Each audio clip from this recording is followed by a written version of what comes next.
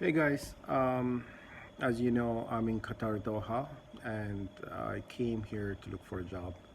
And tomorrow, first thing in the morning, I head back and pretty much have exhausted all the avenue and all the resources for me to find a job in Qatar. But at this point, it did not work. And I even was lucky enough to go to the Sheikh Abdullah and Sheikh Khalid. They're building downtown Doha. I was hoping to get a recommendation. Basically, if there were to make a phone call or make a recommendation, I'll be able to get a job right away. Most sheikhs and anybody from the royal family, either here or anywhere else in the Middle East, they go on recommendation. Basically, education is only 30%. 70% is recommendation. Basically, somebody recommend you from higher up, you get a job right away. But when I reached the office of Sheikh Abdullah and Sheikh Khalid, I was informed that Sheikh Khalid was on vacation and Sheikh Abdullah would not meet with me because um, I was looking for a job. And if I were looking for some sort of um, what do you call it, support for non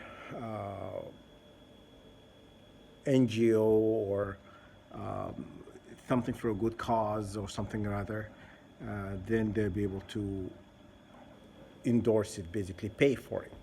And I said I don't want the money, and I just wanted a recommendation from Sheikh Abdullah. And but um, I got into conversation with the secretary there. Her name is Mona. I think Mona. Her name is.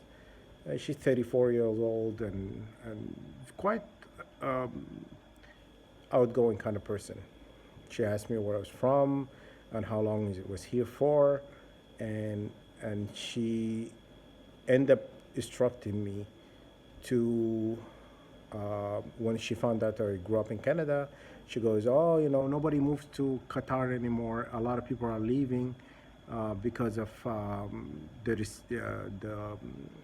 sanctions that is being put on them by Saudi Arabia, Bahrain, Emirates, and Saudi Arabia." And so she says a lot of contract being rewritten now, and a lot of contract being voided. So a lot of people are losing their jobs or whatnot. And she ended up instructing me to move back to Canada. She goes, "Oh, they have really good retirement package there in Canada, and I think you should go back." And because it's not gonna work here because nobody's hiring right now. There's a hiring freeze. And I just looked at her and I said, "May I speak to Sheikh Abdullah?" And she says, "No, he will not be able to see you because he doesn't know you." I said, "He doesn't have to know a person to help us a person." And when we lived in Oman, a bit of background. When we lived in Oman and Muscat, and I remember my sister's visa was expiring, and anybody over the age of 18 they would not renew because my dad at the time worked for the Ministry of Defense and was informed they cannot renew the visa for anyone over the age of 18 or whatnot unless it comes from someone high up in the government. So my sister were told if they go to one of the guys in the royal family, he's a minister. At the time, I'm not really sure I think maybe Minister of Finance, but I could be wrong. Anyhow, and he's known to help anybody who's in need.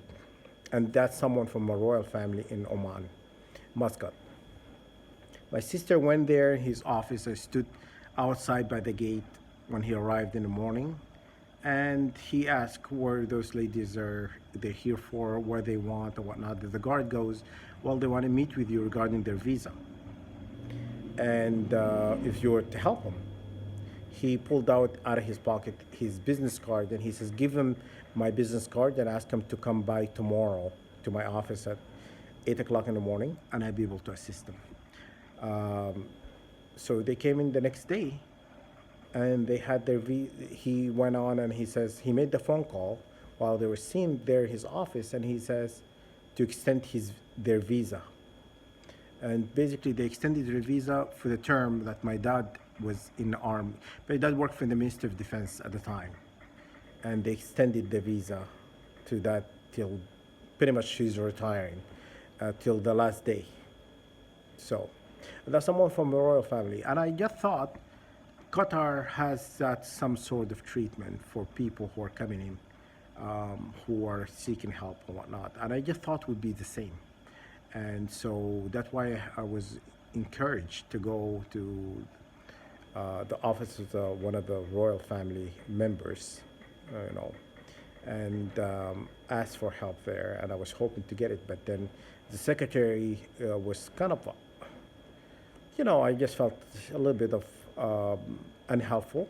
She didn't want to help, and I even said, if I were to leave my resume, would you mind giving my resume to the Sheikh Abdullah? And she says no, because even if I were to take your resume, he will chuck it in the garbage. And I highly doubt that. But that's what she said. She says that he doesn't know you for him to help you. He has to know you. And I was told there is a day for all the sheikhs where they have like a day that you can go and speak to any sheikh that you wish to speak to, and they usually assist people on that day. But then when I went to one of their offices there, the security would not tell you which day. Basically, they make it harder for people who are not from here. Basically, that's what it sounded like. They were giving me the runaround and whatnot. But anyhow, I finally have reached a conclusion that it's not going to work in Qatar. And this is my first time visiting, my second time visiting, and it will be my last time because I gave it, exhausted all my, effort into to get the job or not, or to get some sort of recommendation, because they said 70% recommendation. They don't care about the education that much, but 70%. If they know you, you get hired. Even if you don't know how to read and write or whatnot. And I was told, recommendation is the most important. But for the person to know you, they have to recommend you. But some of them, they do it in a good cause, it's just kind of they wanted to help and stuff like that. But anyhow, big disappointment, and I'm very disappointed, but I've tried and it didn't work out. So now it's time for me to mosey out of here. Tomorrow, as tomorrow I fly out, and I'm gonna be